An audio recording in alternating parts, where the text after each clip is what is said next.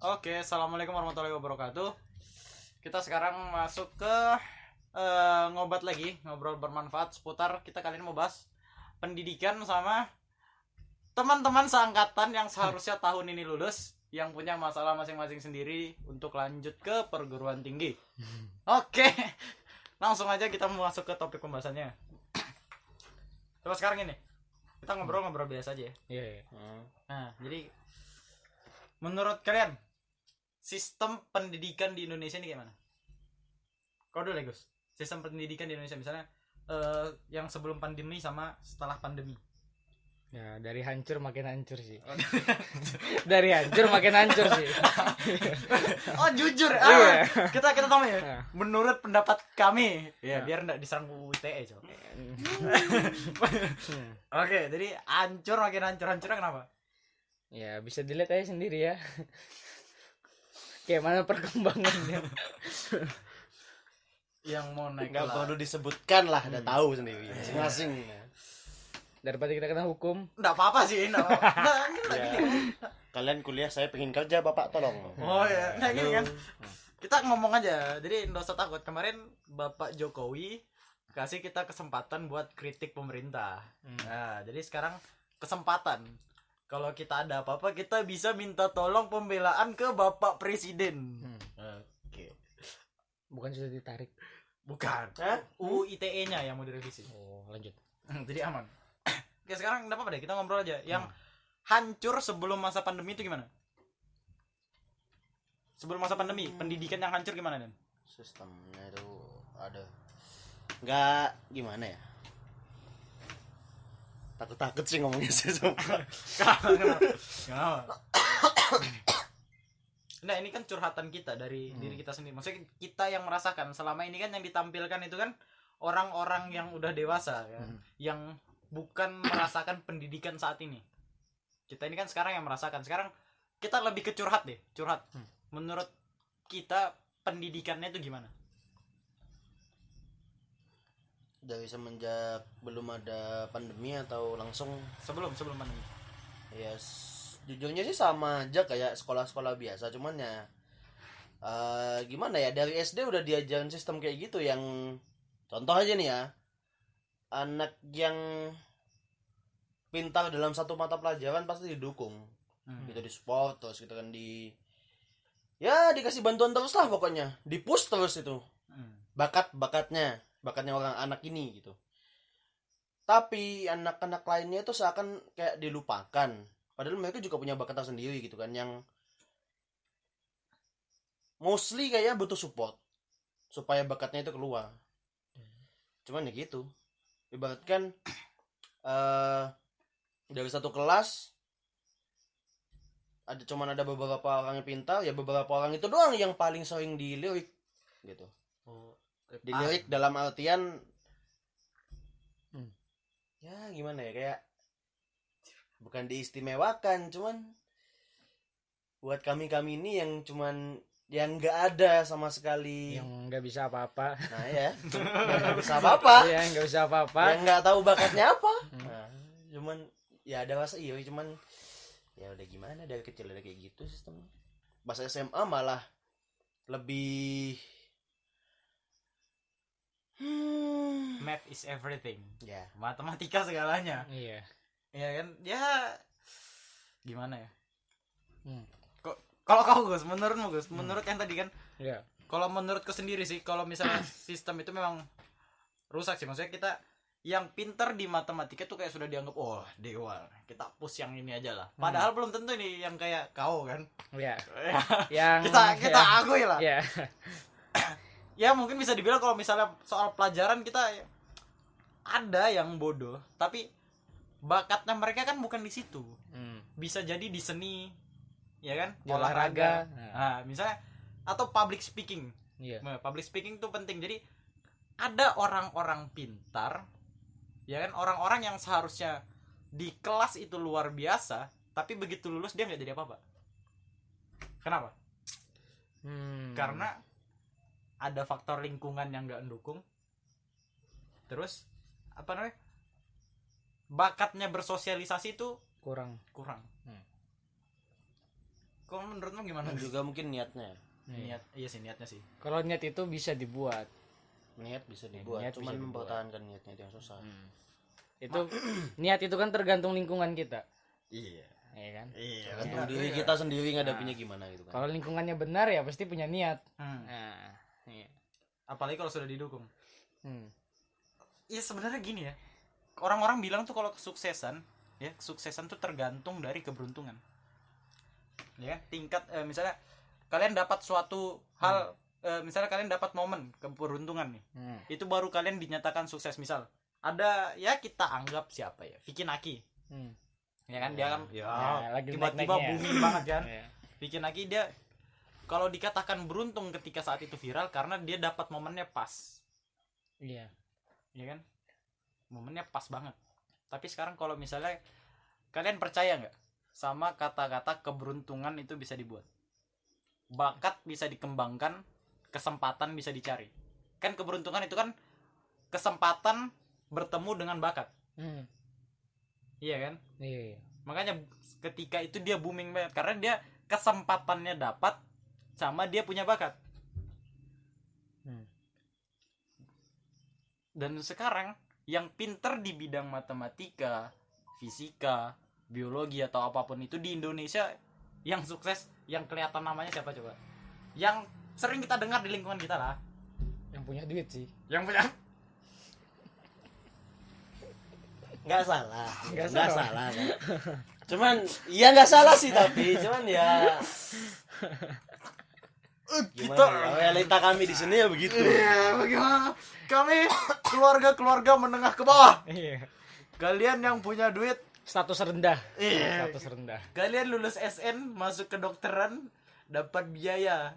Kalian kurang ajar. Punya modal. punya modal. Kalau kita menengah ke bawah tapi lebih menjurus ke bawah. iya. Nggak tahu menengahnya itu kapan, nggak tahu. Iya benar sih. Menurun sih, menurun. Beneran. Iya, bener. Ya kayak gini. Nah, Kita masuk. mana? Menurun. Oke, kita kembali lagi deh ke sistem pendidikan. Pasca pandemi. Gimana, Gus? Pasca pandemi. Pengalaman belajar makin susah. Iya, kalau sebelum pandemi sama sesudah pandemi ini lah. Ya makin hancur sih. Nah, kayak cara belajar sudah berubah. Nah, kayak sekarang ini kan kayak pandemi ini apa-apa bisa dimanfaatkan. Nah, contohnya ya pelajaran yang kayak misalnya kita ndak tuntas, kayak guru mau nggak mau ngambil susah. Nah, apa susahnya tinggal bayar. Guru tinggal ngomong. Ya udah, bayar aja. Soalnya kan mereka capek. Itu kasarnya. Mereka capek. Ngapain susah-susah ngajari berulang-ulang. Kalau yang pintar sudah bisa. Iya. Dan jangan salah paham dulu, konteksnya Bagus ngomong di sini membayar itu bukan semena-mena kita cuman bayar ngasih uang gitu, enggak. Kita disuruh kayak ibaratkan membeli atau mungkin lebih ke membayar di sini maksudnya lebih ke menunjukkan niat kita gitu dalam menyelesaikan nilai kita yang nggak tuntas itu supaya tuntas gitu. Sama-sama. Supaya supaya menjadi supaya nggak menjadi batu sandungan buat kita untuk lulus. Sekali lagi itu cuma contoh ya, cuma contoh. Ya. Nggak apa-apa, ini kan curhatan kita lah. Kan Dalam kita garis yang, besarnya aja. iya kan kita yang merasakan. Iya. Kita kemarin murid itu dipaksa harus pintar semua bidang. Sedangkan guru hanya satu bidang. Nah, setelah masa pandemi, murid yang dalam tanda kutip bodoh dalam hal pelajaran itu tetap dipaksa pintar dalam semua bidang. Sedangkan penjelasan yang didapat kurang. Padahal yang pintar pun makin bodoh. Stop. Bukan dipaksa, tapi dimanfaatkan. Ya kan? Dimanfaatkan. Dimanfaatkannya dalam hal apa? Ya murid yang bodoh itu bisa dijadikan semua hal. Ya contohnya seperti tadi. ulangan, Bisa tuntas, kerja, bisa. mau nuntaskan nilai bayar. Bisa. Soalnya kayaknya kan siapa yang tahu kalau guru ngajar di rumah? Dan Betul. nggak semua guru itu, ya mungkin dia mengajarkan, memberi ilmu pengetahuan buat siswa, cuman ya nggak semua guru itu baik lah. One point, men. Orang-orang jatuh ada di mana-mana. One point. Ini satu poin ini. Kadang-kadang di sekolah sekarang ini fakta ya. Kalau menurutku fakta nggak kebanyakan, ada sebagian guru-guru yang lebih menekankan ilmu daripada adab, daripada tata krama. Dan maksudnya dia yang penting targetku mengajar tercapai. Kalian menguasai materi ini.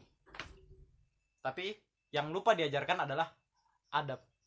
Yang saya sopan santun. Makanya nggak jarang sekarang anak-anak di sekolah kurang ajar banget sama guru. Apalagi di zaman online sekarang, gurunya ada yang berbuat seperti itu, maksudnya semena-mena ndak menjalankan tugasnya dengan maksimal, maksudnya ndak memberikan penjelasan yang seharusnya diberikan, yang harusnya didapatkan oleh hak murid, dan muridnya pun melakukan hal yang sama di belakang kamera. Jadi kita misalnya ya, murid-muridnya juga bersikap kurang ajar di belakang guru. Maksudnya kayak ya di sekolah aja adabnya hancur. Sekarang apalagi yang cuma dibatasi sama kamera depan. Ya. Yang kalau HP-nya rebang ngadapnya ke plafon. Kan sudah banyak kasusnya. Iya. Yang tiba-tiba mati alasannya nggak ada jaringan. Nggak ada jaringan. Tapi nggak salah. Yang kalau mau ngumpul waktunya mepet, Ah, alasannya di sini koneksinya buruk, padahal Ah. sengaja matikan data. terkadang itu nggak salah karena sebab itu salah pemerintah. Kenapa nih? Sekarang menarik nih. Menarik. Kenapa?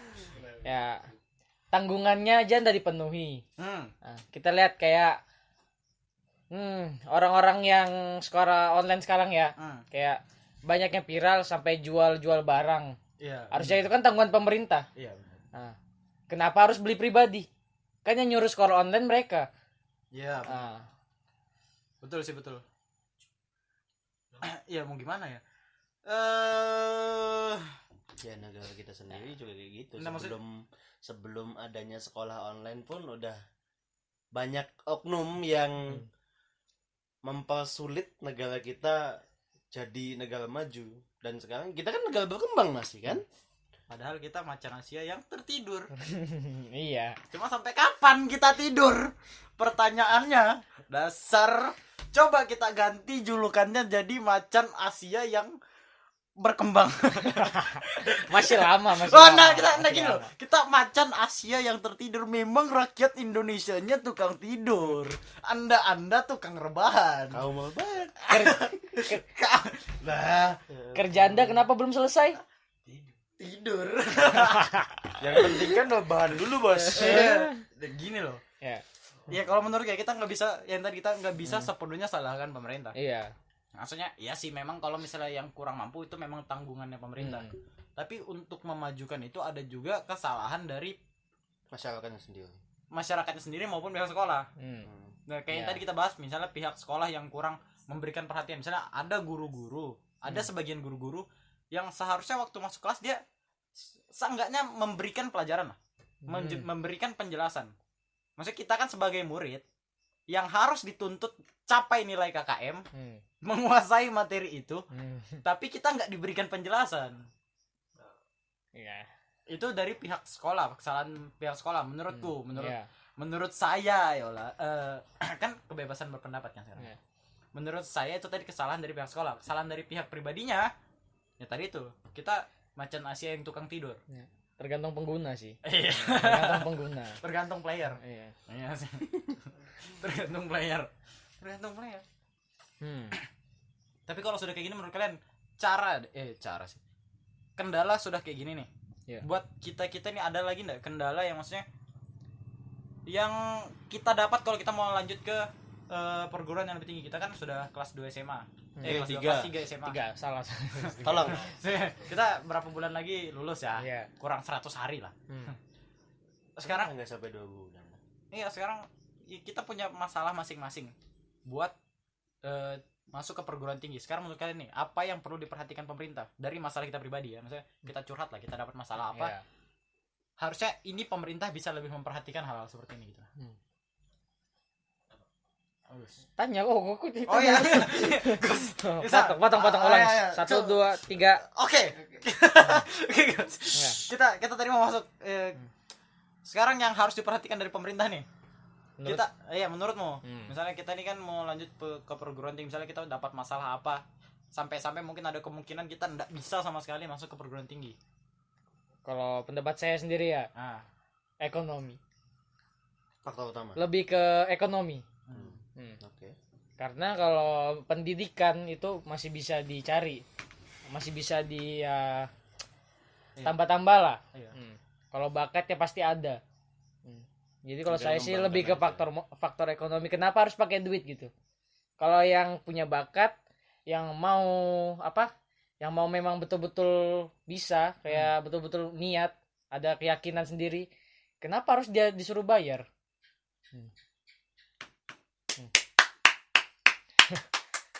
Keren sih. Ya. Bagus. Kodan. Kalau aku sih lebih ke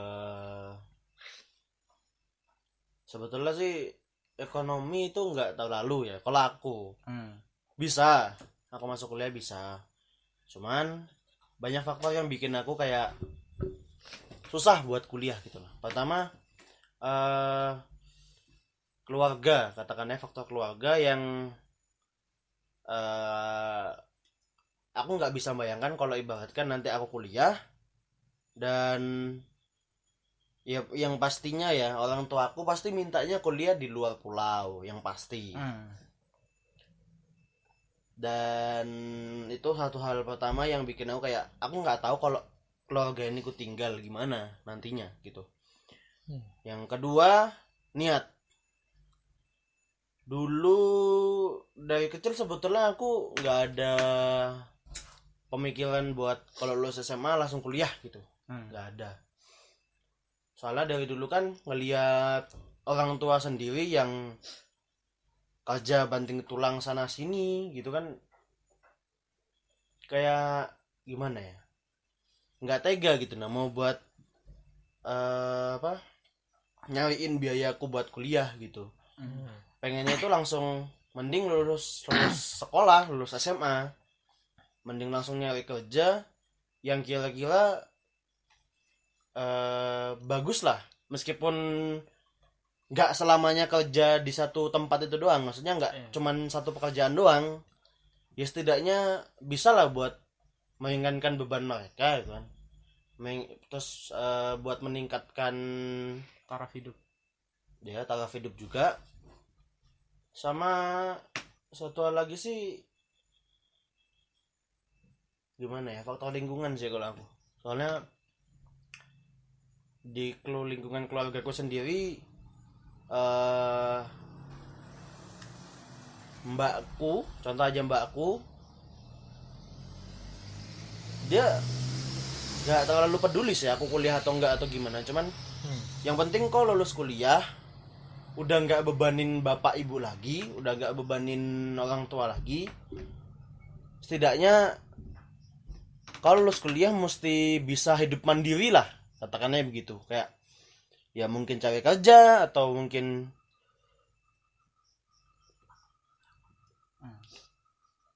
ya jalan salah satunya yang paling mudah sih cari kerja doang. Ada hal lain, usaha sendiri. ada lain bisa, cuman ya gimana, susah gitu. Ya, tapi ini satu hal ya yang masih aku nggak ngerti dari kau terutamanya. Kenapa kita harus di luar pulau? Maksudnya kan di sini lah, misalnya kita kan tinggal di wilayah sini kan, misalnya ada universitas di sekolah kita, kenapa di daerah kita, Di kota lain gitu ya Nggak, yang baru buka kemarin. Oh iya. Ya, maksudnya kenapa nggak di sini tapi harus di luar pulau? Mungkin ini bisa jadi catatan juga kenapa gitu. Pertama gini, basic ya. Biodata diriku, aku punya 2 pasang orang tua. Katakannya orang tua ya, yang didik aku dari kecil. Yang ngelahirin aku tuh beda sama yang didik aku dari kecil. gitu kan. Nah, yang halalin aku atau katakan aja orang tua aku ini pingin aku buat kuliah di kampung halamannya di luar pulau di Jawa gitu kan. Pengen aku kuliah di Jawa sambil karena di Jawa kan sudah di katakannya sudah nabung lah. Ibuku ini sudah nabung tempat gitu kan, sudah beli tempat buat ku pegang, ku jalankan sambil aku kuliah Di Jawa. di Jawa. Ibu kandungmu tadi. Ya, alasan pertama itu. Yang kedua,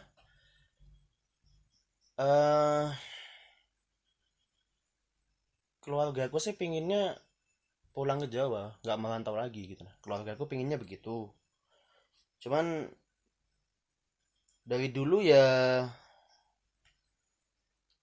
semenjak kerjaan utama bapakku itu udah istilahnya buat di daerah kami ini susah lah buat Kembangkan lagi. ya bukan dikembangkan, lebih di apa ya, dilanjutkan lah. Soalnya dulu kan ya gimana kerjanya jadi buruh gitu loh, jadi supir juga.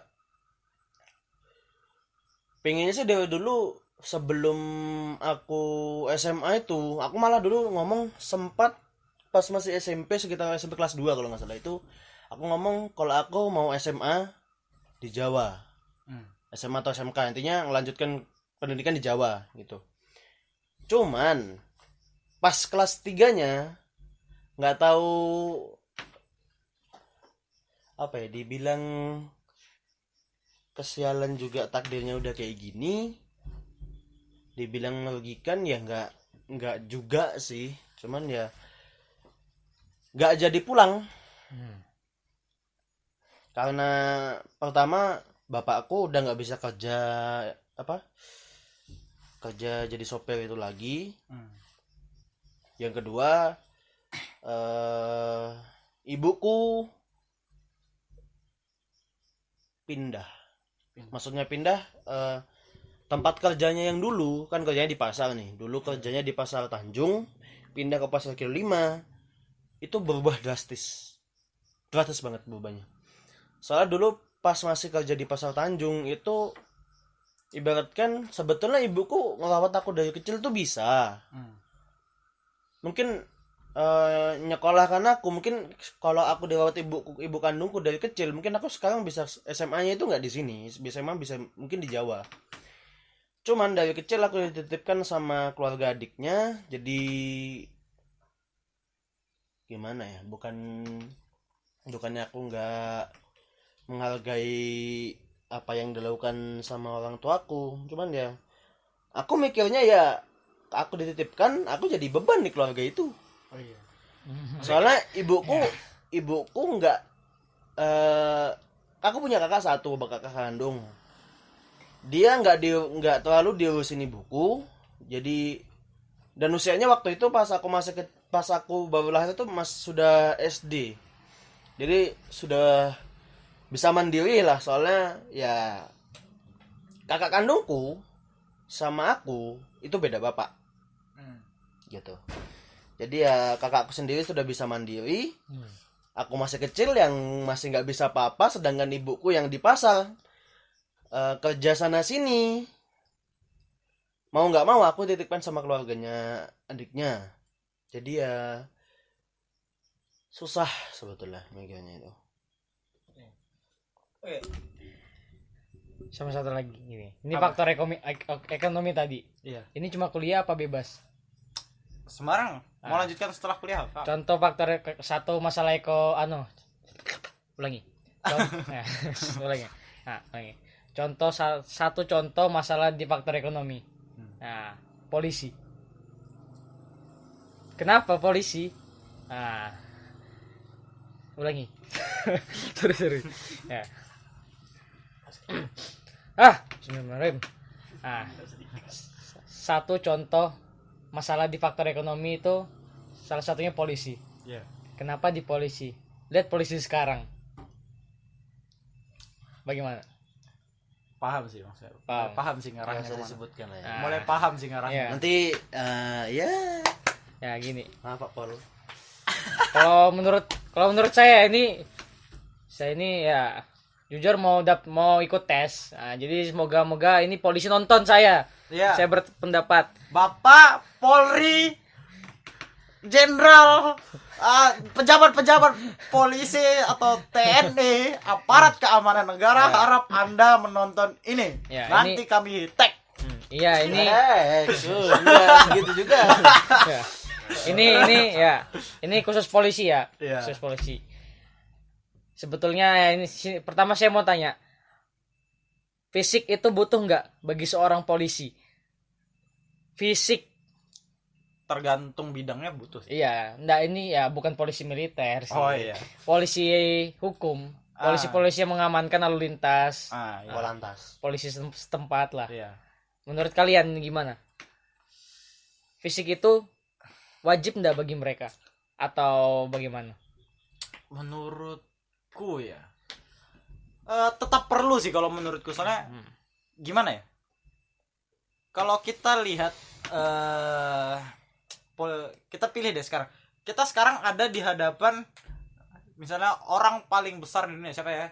Big Show atau John Cena. The Great kali. Gede-gede, The Great kali, Iya, yang gede-gede. Sama di hadapan orang-orang yang terbilang kurus kayak Harry Suryadi. Itu Anda sendiri. Saya Maksudnya kita lebih takut kemana itu? Kita kira-kira lebih taat, kita lebih patuh perkataan yang mana? Pasti kita pilih yang badannya lebih besar kan, yang fisiknya lebih dominan. Kalau misalnya kita yang kayak begitu, lihat fisiknya, menurutku sih tetap perlu. Kalau menurut saya itu memang fisik itu perlu, Tapi nggak wajib. tapi nggak sepenuhnya. Iya. Kayak lihat polisi sekarang.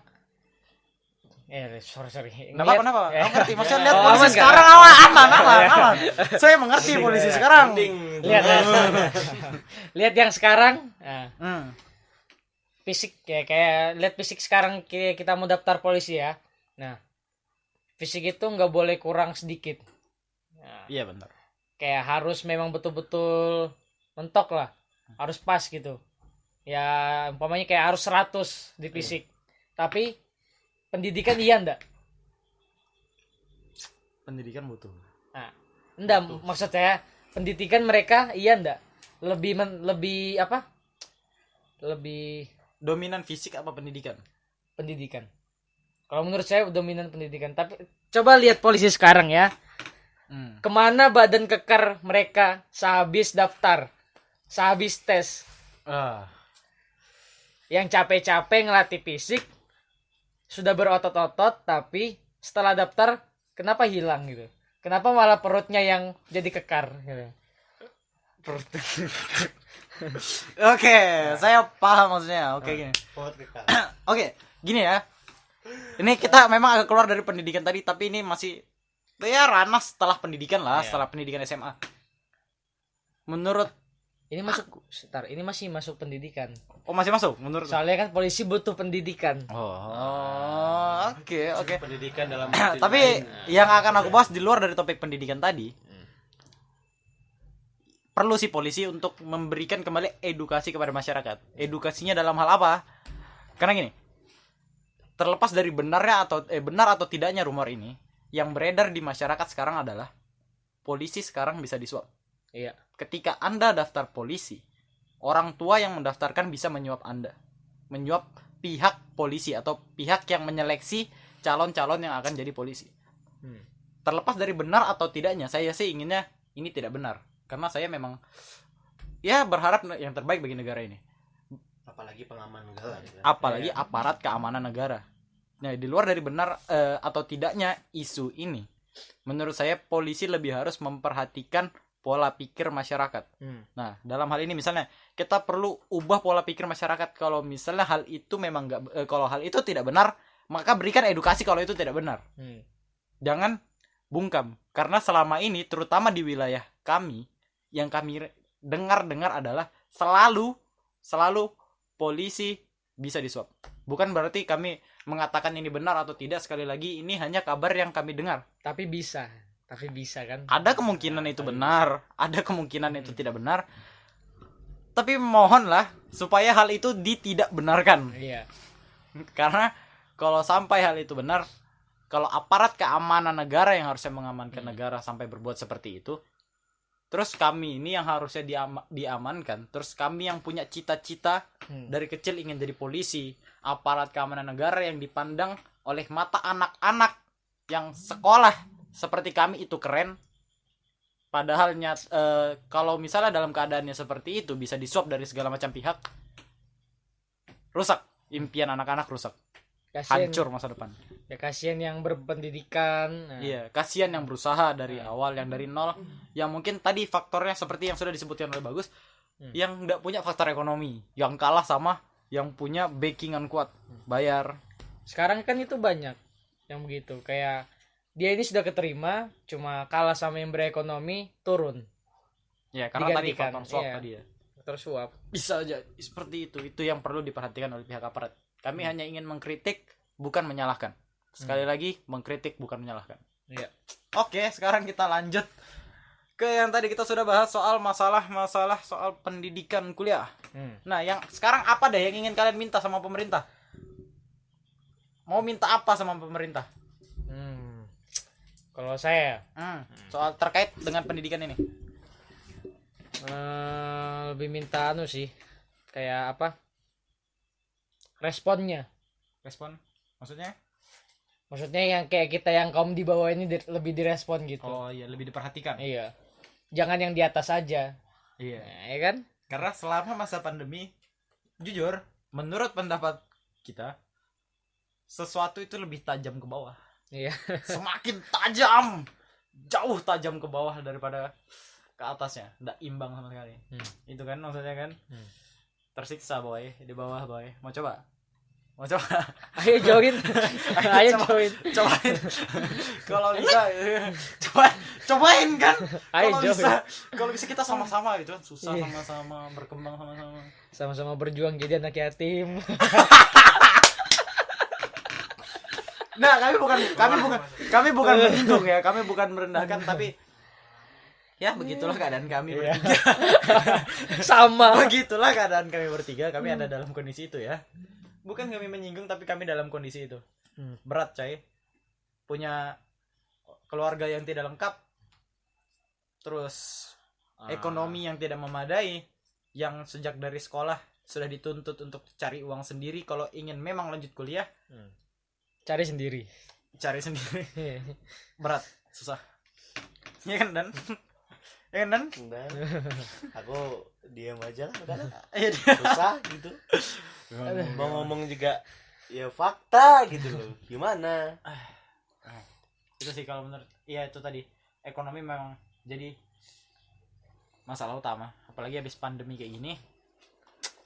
Nah, ini aku punya pertanyaan menarik nih. Iya. Emang agak dulu